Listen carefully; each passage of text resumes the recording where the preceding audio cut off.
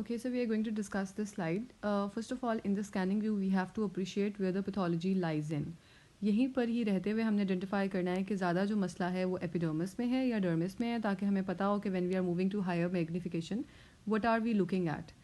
अब यहाँ पर इसको देखते हुए हमें ये पता चल रहा है कि hole of the dermis is filled with some kind of infiltrate.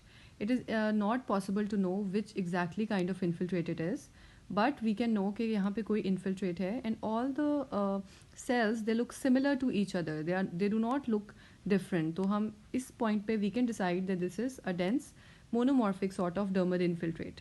और ये हम देख रहे हैं कि मोस्टली अपर डर्मिस में प्रेजेंट है और यहाँ पे थोड़ा सा कम है.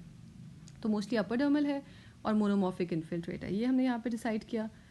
When we move on to the higher magnification, we do appreciate these cells, और now they have begun to become more clear जितने हमें पहले स्कैनिंग व्यू में नज़र आ रहे थे. And then we are looking that all the cells are of similar morphology.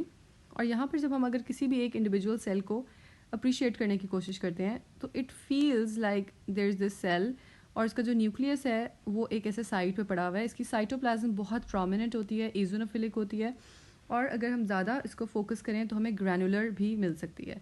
अब इनको हम टिपिकली एक फ्राइड एग अपेयरेंस कहते हैं, जो कि यहाँ पे एक फ्राइड एग अपेयरेंस हमें नज़र आ रही है कि एक सेल है और उसका जो न्यूक्लियस है वो साइड पे हुआ है और जो साइटोप्लाज्म है वो ग्रैनुलर इसकी साइटोप्लाज्म होती है.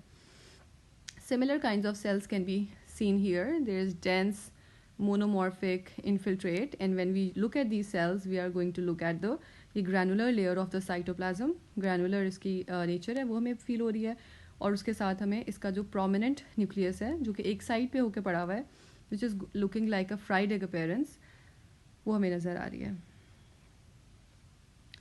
Such cells can also be appreciated here.